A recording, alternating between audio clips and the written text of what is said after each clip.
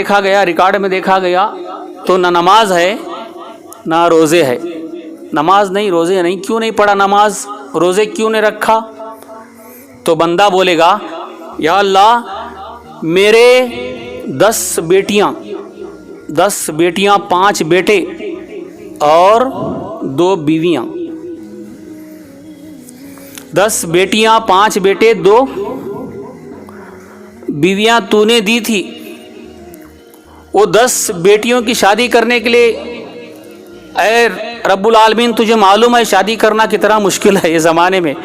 मैं उनकी शादी करते करते, कमाते कमाते, नमाज भी पढ़ा नहीं, रोज़ा भी रखा नहीं, दिन रात एक कर दिया, ओडी काम कर कर के उनकी शादी किया और साथ साथ 5 बेटों के लिए अच्छी तालीम दे के, अच्छी जगह जॉब, अच्छा काम उन्हें दिलाया और साथ साथ 5 के 5 अलग अलग घर बनाए। मैं दुनिया में जाने का काम, आजकल बहुत से लोगों के दिमाग में यही भरा है, इसीलिए मैं ये बात बता रहा हूँ। ये काम करते करते मालिक व मौला 70 बरस की उम्र हो गई और मैं मौत आ गई, चला आया। बच्चे भी तू दिया था, 10 बेटियां, 5 बेटे, 2 बीवियां। मैं नमाज कैसे पढ़ता?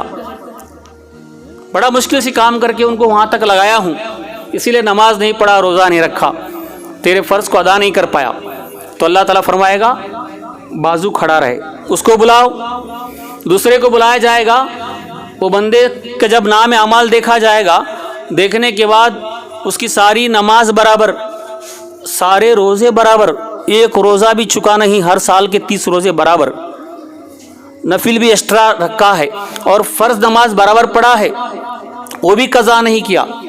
अल्लाह ताला पूछेगा मुझे तो मालूम है, तू अपने मुंह से बता, अपने मुंह से बता तेरे कितने बच्चे थे, ये सब कैसे किया? तो बंदा कहेगा ऐ अल्लाह मेरे 15 बेटियां थी, 10 बेटे थे, 3 बीवियां थी। कितने थे?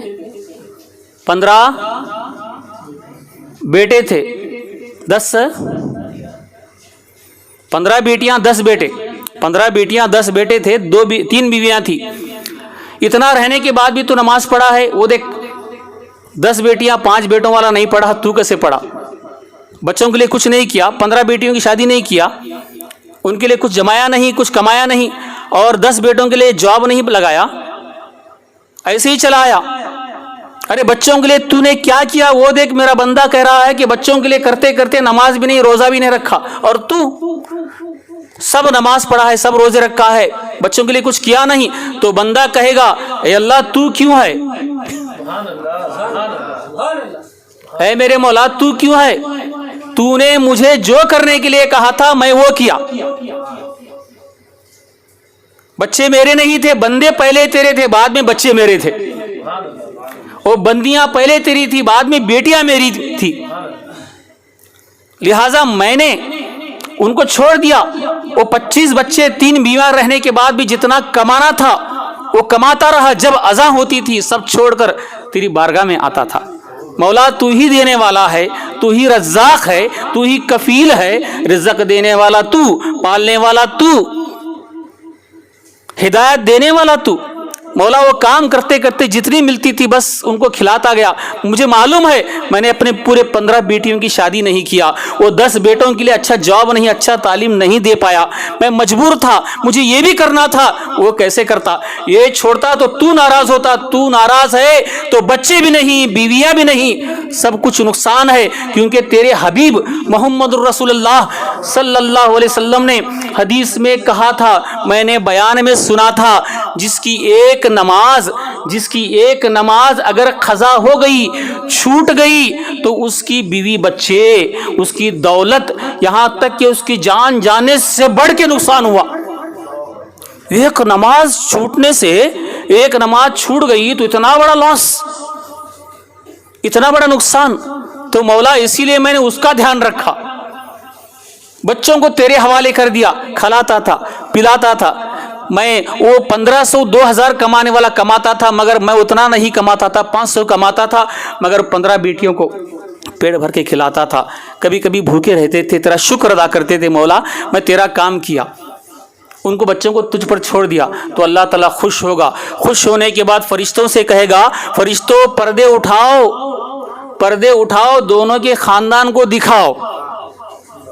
اب فرشتے پردے اٹھائیں گے.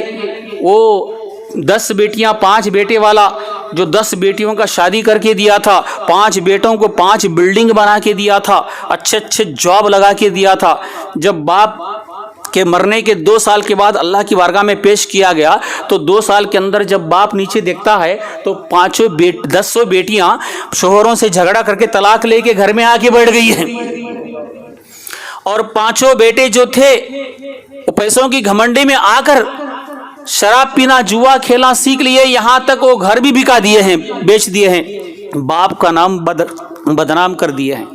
وہ باپ دیکھ کے حیران ہوتا ہے مولا میں کتنا گھاٹے میں رہا, یہاں بھی نقصان وہاں بھی نقصان, میں بچے کر کے ان کے لیے زندگی پوری برباد کر دیا مولا, ایک نماز نہیں پڑھا, ایک روزہ نہیں رکھا, یا اللہ وہ میرا نام بدنام کر رہے ہیں, پورے گھر بیچ دیے ہیں, اور بیٹیاں گھر میں آ کے بیٹھ گئی. کتنے ارمان سے شادی کیا تھا, بچوں کو میں نے کتنے تعلیم دینے کے لیے, میں دنیا کی تعلیم دینے کے لیے پورا خون پسینہ ایک کر دیا تھا, سب برباد کر دیے. جب یہ بندہ دیکھے گا 15 بیٹیاں 10 بیٹے والا, دیکھنے کے بعد جب باپ کا انتقال ہوا تو مرنے سے پہلے وہ آدمی بیٹیوں کی شادی نہیں کیا تھا. 10 بیٹے جو تھے باپ کے مرنے کے بعد اللہ تعالیٰ انہیں اچھی عقل اچھی سمجھ دیا تو 10 بچے ملے. ہمارے ابا ایک نماز قضا نہیں کرتے تھے, وہ اللہ والے تھے. اے میرے بھائیوں, تم سب مل کر, بڑا بھائی کہتا ہے ہم سب ایک ہیں, اس خدا پر یقین رکھو اور چلو ہم ایک چھوٹی تجارت شروع کریں گے. تو 10 بھائی مل کر ایک چھوٹی تجارت شروع کرتے ہیں تو اللہ تبارک و تعالیٰ ان کو صحیح عقل صحیح سمجھ دینے کے بعد وہ تجارت میں اتنی برکت دیتا ہے. وہ تجارت چھوٹی دکان کی شکل میں ہوتی ہے, دکان کے ساتھ ساتھ وہ بڑھتے بڑھتے ایک کمپنی بن جاتی ہے. وہ کمپنی کو بچے باپ کا نام دیتے ہیں, اور 15 بہنوں کی شادی وہ 10 بھائی مل کے کرتے ہیں اور اپنے لیے گھر بناتے ہیں. 2 سال کے اندر ایک چمتکار دیکھ کے وہ بندہ کہتا ہے مولا دیکھ تجھ پر بھروسہ کیا, تو نے کیسا کام کر کے دکھایا. یہاں بھی فائدہ وہاں بھی فائدہ. وہ عقل کا اندھا بچے کر کے زندگی تباہ کر دیا, وہاں بھی نقصان یہاں بھی نقصان. یاد رکھو, اچھی طرح یاد رکھو, باپ محنت کرتا ہے میرے بیٹے کو میں ایسا ٹاپ انجینئر بناؤں گا کہ اس انڈیا میں ایسا انجینئر کوئی نہ ہو, ایسا ڈاکٹر بناؤں گا کہ ایسا ڈاکٹر کوئی نہ ہو. وہ پوری کوشش کرتا ہے میں ایسا عالم بناؤں گا کہ ایسا عالم مفتی کوئی نہ ہو, مگر کوشش تو کرتا ہے بندہ مگر وہ بن نہیں پاتا. کیوں نہیں بن پاتا؟ وہ رحمان کی رضا نہیں رہتی وہاں پر. اللہ تبارک و تعالیٰ ہدایت دینے والا ہے, جب تک اللہ تعالیٰ ہدایت نہیں دیتا بندے کو صحیح سمجھ نہیں دیتا تب تک بندہ وہ بن نہیں پاتا. ہم سوچتے ہیں میں کروں گا, تو کچھ بھی نہیں کرے گا, سب کچھ وہاں ہے. اب میں اتنا بیان کرتا ہوں, کیا میرے بیان کرنے سے تھوڑی کوئی سدھرے گا؟ وہ اللہ کی طرف سے ہدایت تمہیں ملتی ہے اس سننے کے بعد. جب تک ہدایت نہیں ملتی کچھ بھی نہیں ہوتا. ارے میں کہاں تم کہاں, کون سی جوتی کی دھول ہیں, کون سے کھیت کی مولی ہیں. رسول اللہ صلی اللہ علیہ وسلم کی زبانی ابو جہل سنا تو ابو جہل نہیں سدھرا. کیوں نہیں سدھرا؟ کیونکہ اللہ کی ہدایت اس کے ساتھ نہیں تھی. عمر فاروق کے ساتھ تھی رضی اللہ تعالیٰ عنہ کے. عمر چلے بہن کے گھر, یہ دل میں سوچ سوچ کر اڑائیں گے ہم ان کا سر.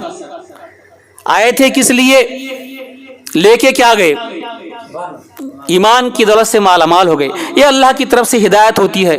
اس لیے ذہن سے نکال دو کہ میں یہ کروں گا وہ کروں گا. آج کے بعد توبہ کر لو. بہت سے ضعیف حضرات بوڑھے ہو جاتے ہیں پھر بھی دماغ میں یہ بڑھتا ہے کہ بچے کے لیے یہ کروں. بوڑھے ہونے کے بعد بھی کام کام کام, محنت محنت, یہ کرنا وہ کرنا, یہ کچھ بھی نہیں کر پاؤ گی تم. یاد رکھو وقت سے پہلے قسمت سے زیادہ نہ کسی کو ملا ہے نہ کسی کو ملے گا. فائنل ججمنٹ, وقت سے پہلے قسمت سے زیادہ نہ کسی کو ملا ہے نہ کسی کو ملے گا. تو یقین رکھو, اس لیے اپنے ذہن سے نکالو, کوشش کرنا تمہارا کام, نتیجہ دینا مارکس دینا خدا کا کام. اب کوئی انسان بڑے تکلیف میں ایک بچے کو پڑھاتا ہے مگر وہ امیر آدمی کا بچے کو وہی پڑھا رہا ہے، یہ بھی کورس وہی پڑھا رہا ہے۔ امیر آدمی کا بچہ عیش و آرام میں پل کر ہمیشہ مارکس کم آتے ہیں اور وہ مقام نہیں پاتا جو غریب آدمی کا بچہ مقام پاتا ہے، ٹاپ رینکر اسٹوڈنٹ بن جاتا ہے۔ کیوں؟ یہ سب اللہ کی طرف سے ہے، بندہ کچھ نہیں کر پاتا۔ یہ ذہن سے نکال دو کہ میں سکھاؤں گا، میں کروں گا تو یہ ہوگا وہ ہوگا، تو کچھ بھی نہیں کر پائے گا۔ کوشش کرو، کوشش کرنا ہمارا کام ہے، بس محنت کرنا، کوشش کرنا ہمارا کام ہے۔ کام کوشش کریں گے تو نتیجہ اللہ تبارک و تعالی ہمیں عطا کرے گا۔ دیکھو اللہ تعالیٰ یہ ہاتھوں کی لکیر ہے۔ بہت سے لوگ تقدیر دیکھتے ہیں، تقدیر، ہاتھوں کی لکیر میں کیا دیکھتے ہیں؟ بھوشیہ وانی دیکھتے ہیں، بھوشیہ وانی، تقدیر دیکھتے ہیں نا۔ یہ اللہ تعالیٰ لکیروں پر انگلیاں بھی رکھا ہے۔ انگلیاں کیوں رکھا ہے؟ کہ محنت کر، جب تک محنت نہیں کرے گا یہ تقدیر، انگلیاں یوش نہیں ہے، آپ کی انگلیاں ہیں تو کام چلتا ہے نا۔ اسی لیے اللہ کی یہ قدرت ہے کہ تم حرکت میں برکت ہے، محنت بھی کرنا چاہیے۔ تو اللہ پر نتیجہ چھوڑ دو۔ وہ اللہ تبارک و تعالیٰ کوئی 100 روپے کا کام کرتا ہے اسے 1000 روپے ملتے ہیں، قسمت پہ تھے مل گئے۔ کوئی 1000 کا کام کرتا ہے 100 ملتے ہیں، ایسا ہوتا ہے، وہ قسمت کی بات ہے۔ یاد رکھو وقت سے پہلے قسمت سے زیادہ نہ کسی کو ملا ہے نہ کسی کو ملے گا۔